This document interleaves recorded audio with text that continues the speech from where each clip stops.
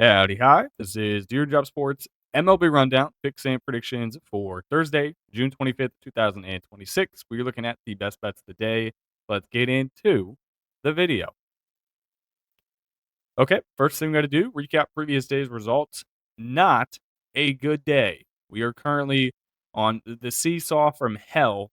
We go down, we go up, we come back down. There is a really fat kid on the other side of the seesaw, and we can't move him. We went 2-7, bringing our season record to 614, 577. Technically, there is still one game going on with the Athletics on the money line. That game is 0-0. So we will either be going 3-7 or 2-8. Both options are horrible. And to be honest with you, the Guardians and the Angels both probably should have lost their games. Guardians, maybe not so much because we were up by literally 2 runs with 1 out left to go in the game. But we'll get to that in a sec. Okay, we now recap. Guardians, we outplayed Chicago for the entire game. We do win the game. Final score of 4-3. But bottom of the ninth, Chicago, they were down 3-1. We had our all-star closer, Cade Smith, give up back-to-back solo shots to send the game into extras. We score 1 run in extra innings thanks to the rookie we just called up in Khalil Watson, who is currently might just be the best bat we have on the team, which is ridiculous, but it's probably true. He gets a single. Then we bring in Sean Armstrong to close the game out. He walks 2 guys, 2 of them, in the bottom of the 10th inning. He then gets 2 outs. We win the game 4-3. A win is a win is a win. We take those. And then the Angels, they won on some ridiculous nonsense. It was like a bunt base hit down the first base line. Pete did not cover first base because he's an idiot. And then the next one, it's like an error. It's like a bunt to the left. And then the base runner like literally ran out of the baseline. I don't know. You have to watch the highlights. Honestly, watch the highlights for both the Guardians and the Angels games. We probably should not have won. Now we get into the losers. We the Rangers minus 126 on the money line. Did they get walked off? No, they did not. Final score of this one 2-4. Rangers. Both teams had 6 hits. Rangers just did not score. Red Sox minus 1.5. This one hurt. This one hurt the heartstrings. This is now back-to-back days where the Red Sox have screwed us. They lose this game 6-8. They at one point had a 6-3 lead heading into the bottom of the 7th inning. They then allowed the Rockies to score 5 unanswered runs. The Red Sox had 2 errors. The Rockies had 14 hits. None of it went well. The Red Sox are now 14 games under 500. I don't know how you do that. Royals plus 124. Of course, when I decide to toss some coin on them, they sell. They lose this game 5-3. Tampa Bay out hits them 10-7. Noah Cameron, 5 innings, 8 hits, 5 earned. That is not good. None of that is good. We the Mariners minus 122. They lost by a football number. They lost by 10 runs. Final score was 11-1. They got out hit 15-7. Brian Wu pitched like Brian Do. 4 innings, 6 hits, 5 earned. Then the Mariners bullpen came on. They did no better.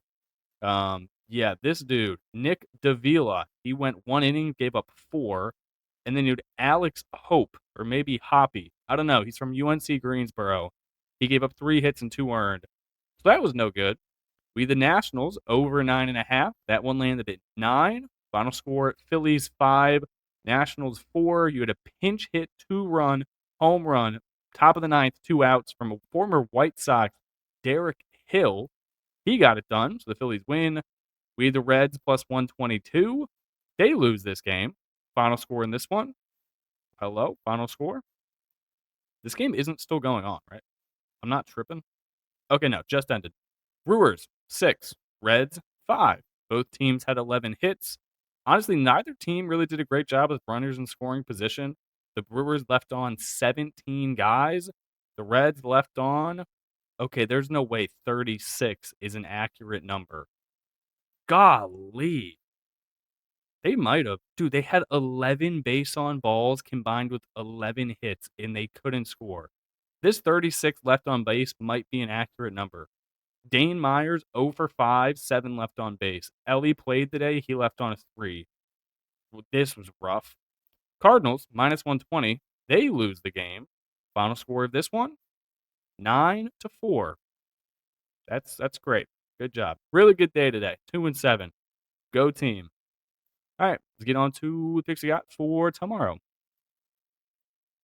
All right, game one, I'm gonna run it back with the Royals, despite them screwing us the previous day. I think Seth Lugo is just better than Ian Seymour. It is not ideal that the Royals do not have Bobby Witt, but their offense hasn't been awful since he left, to be honest with you. Gaglione's hitting really well. Lane Thomas is somehow putting the barrel of the bat to the ball. Missner, he's not bad for a rookie. And then Starlin Marte. Every once in a while he comes up. He does okay. Batting 277. Tampa Bay, still a little bit too inconsistent for me. Yes, they're 11 games under or over 500. Yes, they're one of the best record teams in the AL. I don't really care. I mean, they're just red hot for a little bit, and then they enter a streak where they can't hit the ball and they don't win any games. So I think Ian Seymour laying a buck 35, fundamentally wrong. Give me Kansas City. Next one, Mariners -136. They also screwed us over the previous day.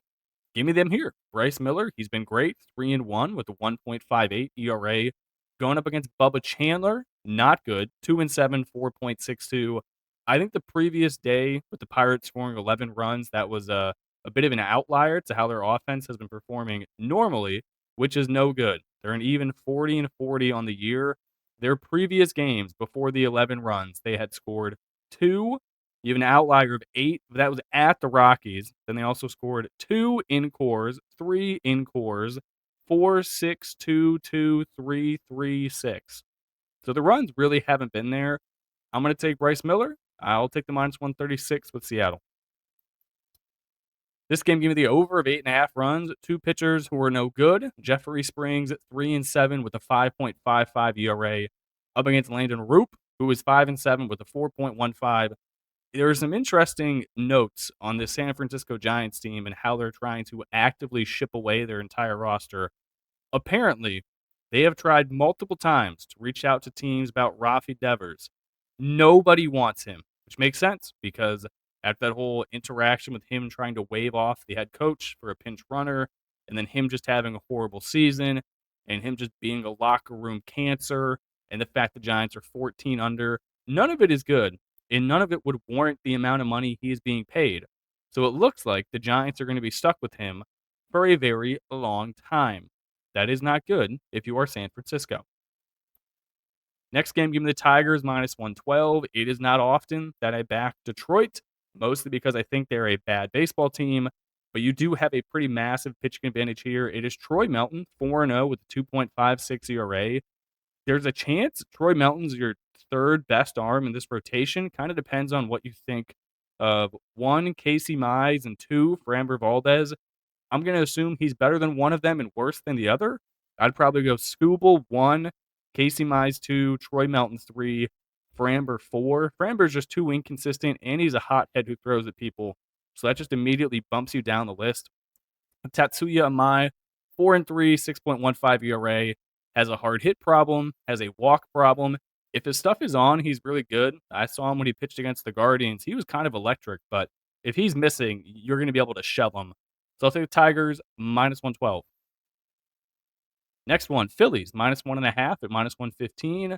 Basically, whenever Christopher Sanchez pitches, I will be taking the Phillies on the run line. Massive pitching advantage going up against Cade Cavalli, 4-4, 4.07. And the Nationals just haven't been able to win games recently. You saw the previous night, their bullpen blew a massive lead. That is the problem for this team. No matter how decent of an effort their starting pitching gives, once you get to the 6th, 7th, 8th, 9th inning, you are screwed because your bullpen is one of the worst in the MLB. Phillies have a good bullpen. They have a good starting pitcher. Their top of the lineup is elite. -1.5 at -115. Good price. You're going to get all 9 at bats. Bang for your buck. All right, this game, new series. I'm going to take the Rangers +128 on the road at the Toronto Blue Jays.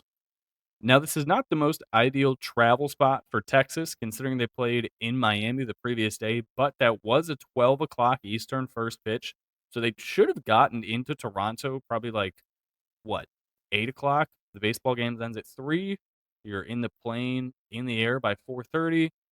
It's like a 3-hour plane ride from Ohio, so I'd imagine just tack on, like, another 30 minutes to get to Toronto. You're probably in your hotel by 8:30, and then you play a baseball game the next night, so you got plenty of time to actually catch up some sleep, get some Z's, maybe a massage or something in Canada. I don't know, I'm gonna take the Rangers plus 128. Kevin Gausman's been so up and down this year. One start, he looks really good. The next start, he looks awful. He's 4 and 5 with a 4.04.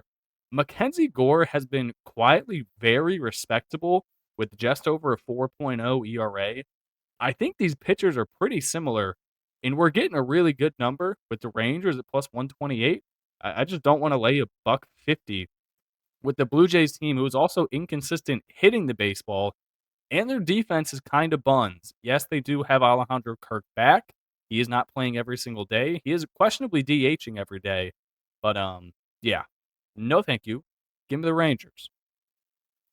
Next game, I think this is the first time I've bet the Mets in a minute, but this is Matthew Boyd's first start back from the IL. You have to fade that, especially he's on the road. And I believe the Mets lost both games of the doubleheader from the previous day, if I'm not mistaken.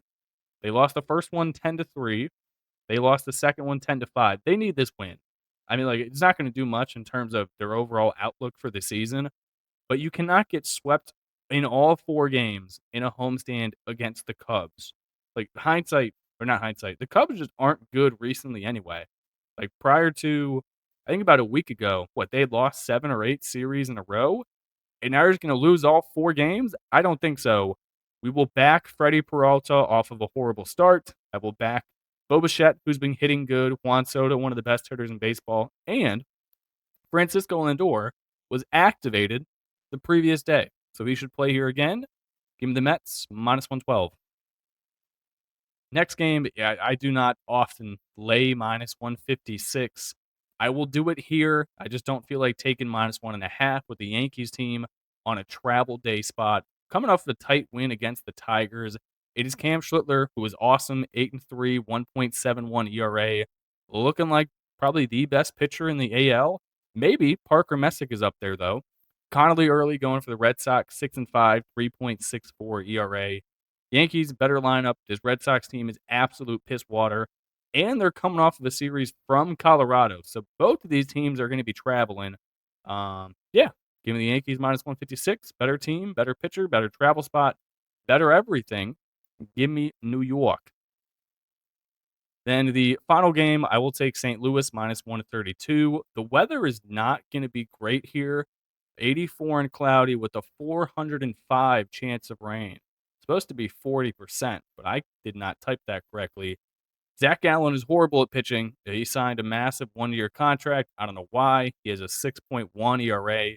He's up against McGreevy, who is quietly looking like maybe the Cardinals' best pitcher. I mean, him or Dusty May, you can pick your choice. Both of them can get shelled on any given day, but they've also pitched pretty good games this year. I like the Cardinals' bats better. Diamondbacks are just too inconsistent. It's way too hot and cold. One day they score 2, the next day they score 9. I'm just not doing it with Zach Gallen on the mound. Give me the Cardinals laying 132. And that's it. That is all I got for this video. There will be a WNBA live stream number 2 tomorrow at roughly 11 a.m. Eastern. It worked really well the previous day. We had like 75 to 100 people in there. It was awesome. Chat was bumping. I thoroughly enjoyed it.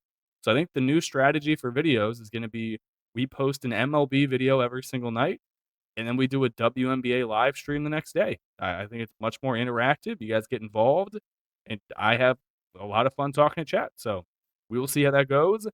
But that's it. I appreciate you guys tuning in, and I will catch you in the next one. Peace.